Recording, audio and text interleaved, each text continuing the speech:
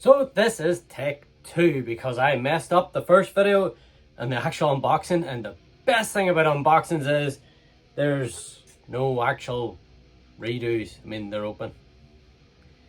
For my mess up, you guys just gotta check out the figures that I've got, and you know what? It's actually not that bad of a thing. Kind of like a happy mistake, as now I actually gotta tell you what I actually think of the actual figures that I picked up. So let's get to looking at the figures that I picked up.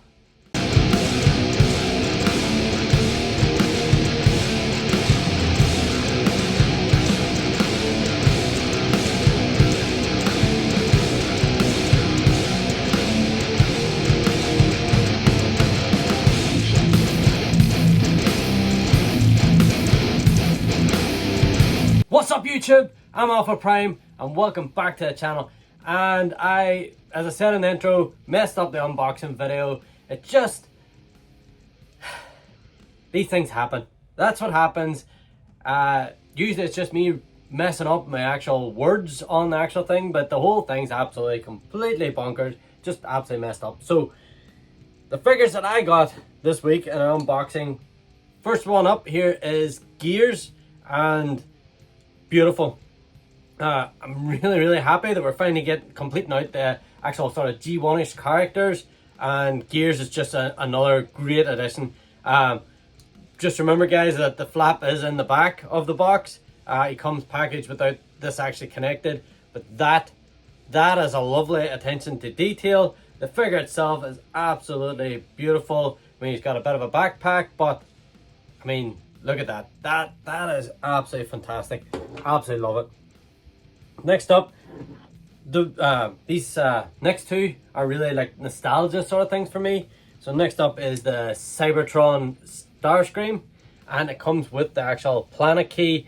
Love it. Absolutely fantastic. This figure, so excited whenever they announced it. I'm a big sort of Armada and Cybertron. I really like Armada and Cybertron.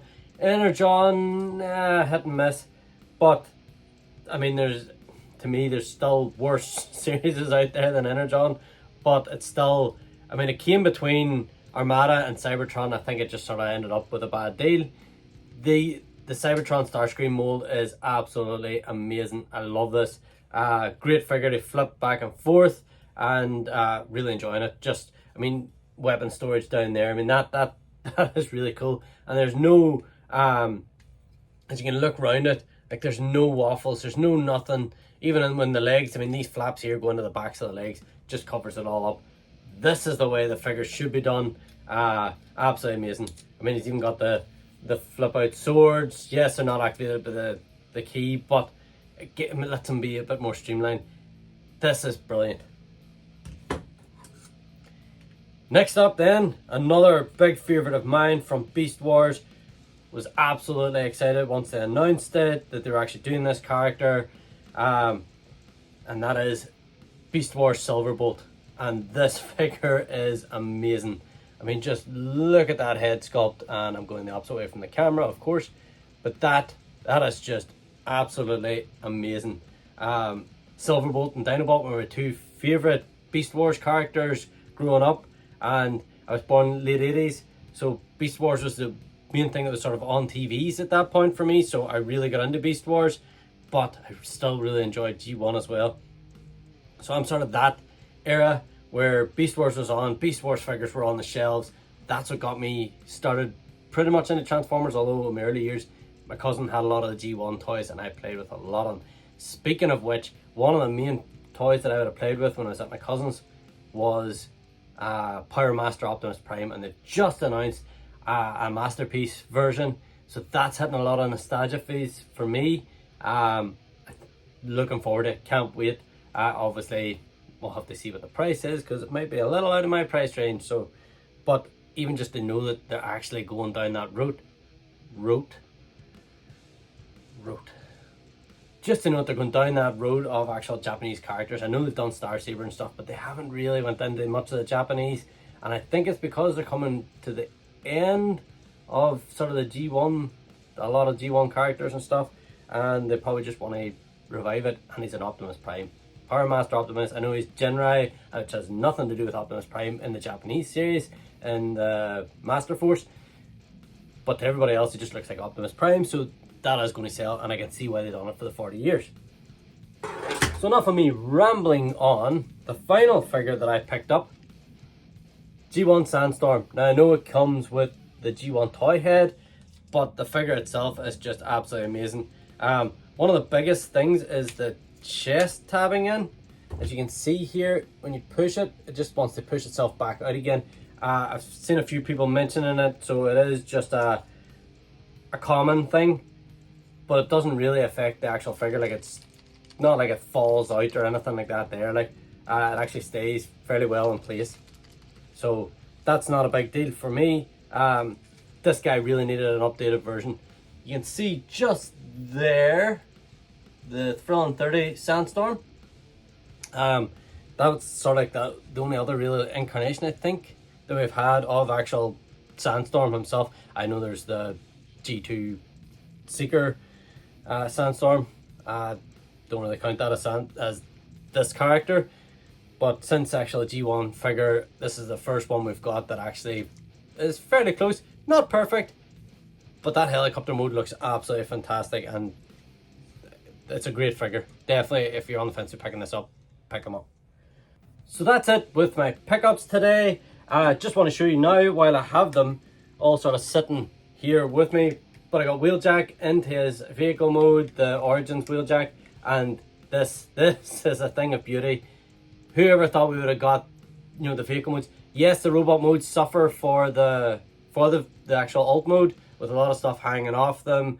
Jazz is probably actually one of the best ones in robot mode, to be fair, but Bumblebee has a lot of stuff hanging off his legs. Wheeljack's got a lot of stuff hanging off his legs and that huge backpack.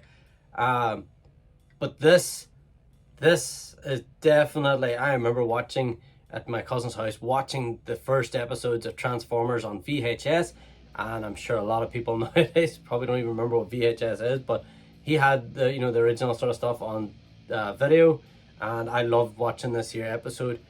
They probably will give us a Soundwave, but the Soundwave I have up there on the shelf, you can put him into lamppost mode. I mean, it essentially is him standing with his legs together and his arms out and his head away. That's a lamppost mode. So for me, I think I've got everything, unless they really go all out and make Tetrajets.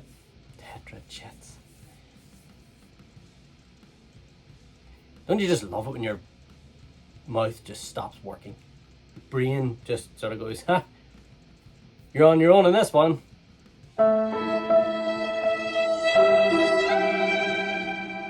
Anyway, the Tetrajets, I know they've done them. A lot of people aren't happy with them, but personally, I'm quite happy with them, unless they can get them absolutely screen accurate. But it is going to end up something like the alt mode is going to take precedence, and the alt mode is going to be really cool. The robot mode is going to look terrible.